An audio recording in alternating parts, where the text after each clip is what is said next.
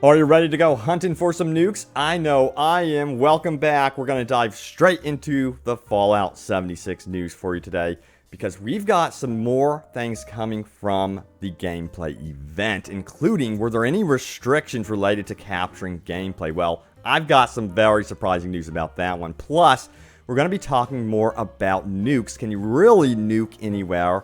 And what are the consequences of nuking higher level areas? Well, we have confirmations about that as well. Plus, we're going to be talking more about building mechanics and going over your top comments. So don't forget, leave a comment down below because it could end up right here in a video. Love reading over your top comments, guys. They have been great throughout all these videos. But yeah, welcome back, my fellow Vault Dwellers and Wasteland Wonders, to Open World Games. Let's do this. And remember, since we are getting so close to this gameplay reveal, I'm going to be showcasing, the breakdowns of the gameplay. Tons of news will be flooding in around October 8th.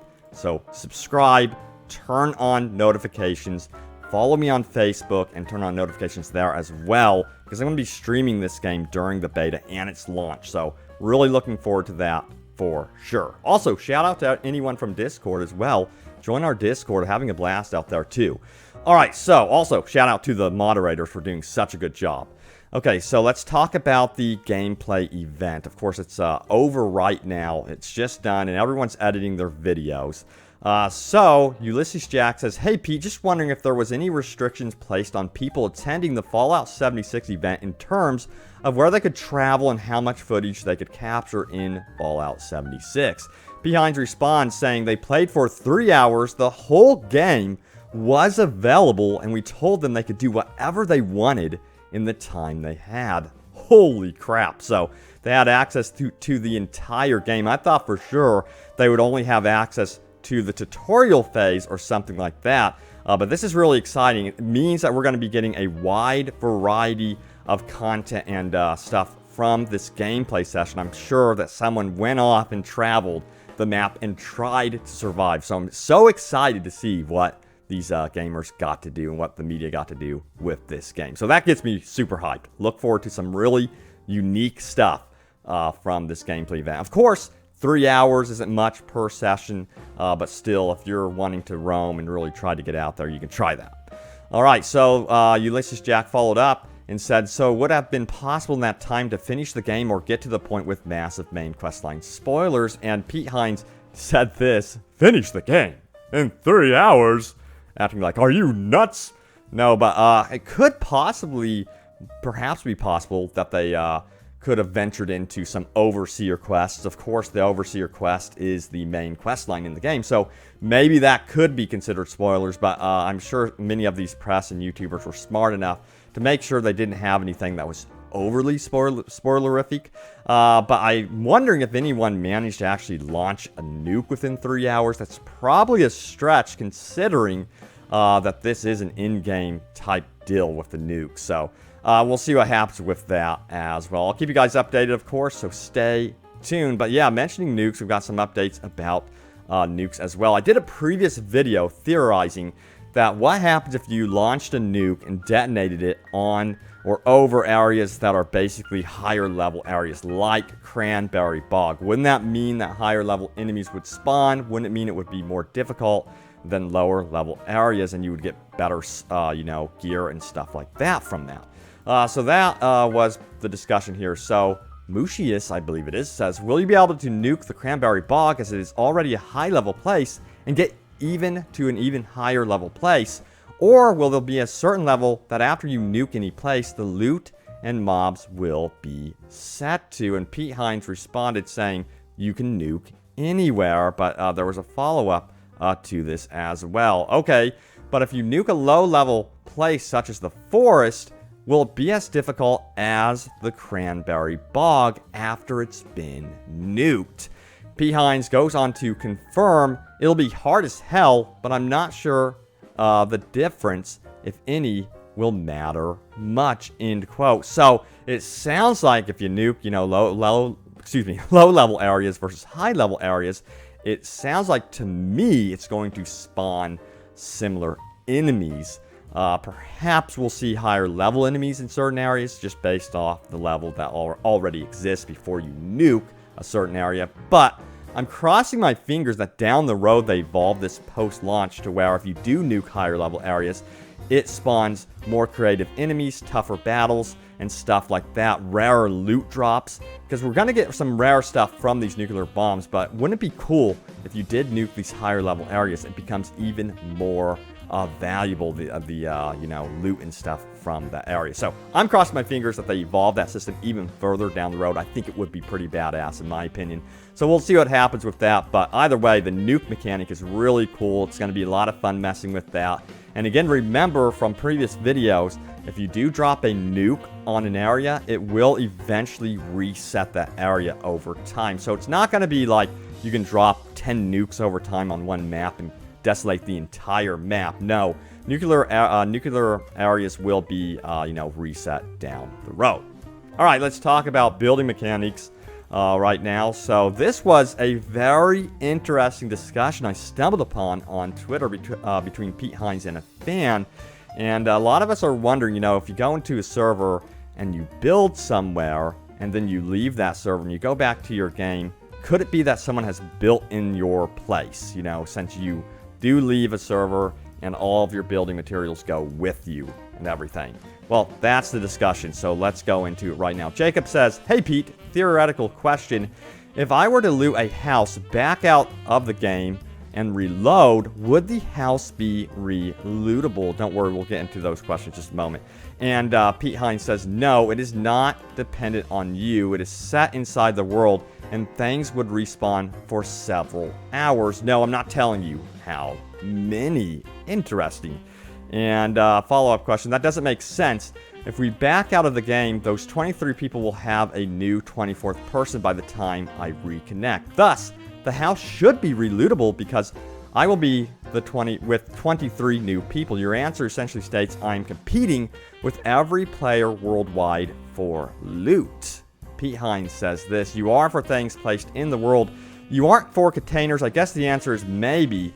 For the player still in the game, it won't have reset. For you, I guess it depends. You can rejoin the same instance you were in.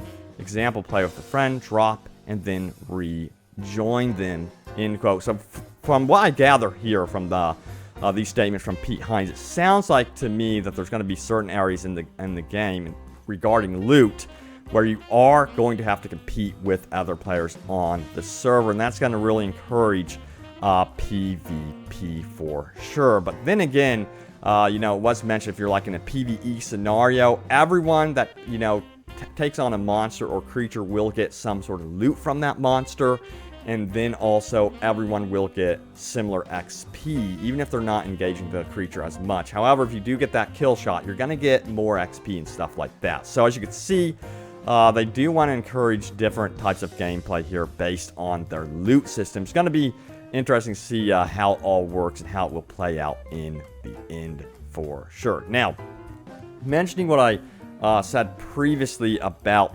building mechanics and stuff like that. So, there was a statement by Pete Hines out on Twitter saying that they really want to avoid, you know, the circumstance where you build something, you leave the server, and then you return and someone has built in your place. Now, they said they have 24 players or 24, 25 players on a server at any given time, and that could actually happen in certain rare circumstances. But he said from all their play sessions and stuff like that, that's super rare. It's still really weird to think that you could leave your game, you've built your settlement, and then you go back into a server, you quick join, and then someone has something built in your place. I'm so curious to see how this is going to all work in the end. Because I do see that could potentially happen to some players. Does that mean, the question is this, does that mean that you could just back out of that server instantly and then just try to rejoin? That's going to be the question, because I would imagine that could be a possibility there. We'll see. So that's my question for Pete Hines, but in time, we'll find out, and I think we'll be finding out, of course, during the beta. All right, let's go over your top comments. Remember, leave a comment down below. It could end up in the video. And you know what? I might start featuring comments from the Discord chat as well. If you didn't know, we just started up a Discord. Check it out in the description below. It has been a Total blast hanging out with everyone in the Discord. It seems like everyone's having a good time overall. And again, special shout out to the mod team for doing an amazing job moderating that Discord. All right, let's go into the first top comment. It comes from Potassium, who says, whoever tries to walk up to me looking like Preston and starts telling me there's a settlement that needs my help is gonna get mini nuked. Then I'm gonna nuke the settlement that is asking for help, end quote. Yeah, imagine this though. I could top that one. Imagine an entire squad of Prestons approaching you. Then you got a lot of nuking to do. All right, next top comment comes from the Melban06, who says, if I can deliver mail to other people, I'll be happy. So that's kind of like, your character should be called Postman starring Kevin Costner. That's literally what your character should be called. That would be awesome. Go for it. Has anyone seen that movie? Let me know in the comments below if you have. I didn't even think of that being a thing. That would be hilarious if we could just deliver mail to everyone down the road. All right, so next comment comes from Meme Senpai, who says, I can't wait for proximity chat in-game. Imagine hearing random war cries in the distance. I think it's going to be great. It's going to be absolutely hilarious running into players. Of course, it could be annoying, so I'm hoping that it's not a hindrance in the end. So we'll see what happens. But I remember all the PUBG clips, and there's still tons of PUBG clips out there that are absolutely hilarious with the voice chat. So there's a lot of potential there with that one. Michael Deere says, don't worry, OWG, not reporting on the leaked bad quality images. We understand, and we are all excited for Monday when you release amazing gameplay. And thank you for the amazing job on keeping up with the news. Thank you so much for your understanding related to those leaks. You know, I'm going to do my best with these leaks, trying to be respectful to Bethesda content creators that are actually right now editing videos and stuff like that. While at the same time, if there's like a massive leak and it's covered by IGN, GameSpot, and it's just out of control, it's out of Bethesda's hands, then I would again consider covering it. But yeah, I think respecting what's going on with the NDA and stuff like that is super important to, you know, everyone at that event. But yeah, I'm totally hyped for Monday, guys. Hopefully it all releases on Monday. That's the, you know, the news. We've heard from content creators that October 8th is going to be the day that we're going to be getting some massive reveals, some gameplay, tons of stuff related to Fallout 76. It's going to be overwhelming, but hopefully nothing happens with the NDA and it's like pushed further back. I'm crossing my fingers that doesn't happen. That rarely happens, guys. So stay tuned. Here are 2 open world games. Again, got to remind you, subscribe, smack that bell icon. It'll be worth it. Thank you guys so much for the support on the videos and look forward to more. Thank you guys, and I will see you soon enough in the Wasteland. Take care.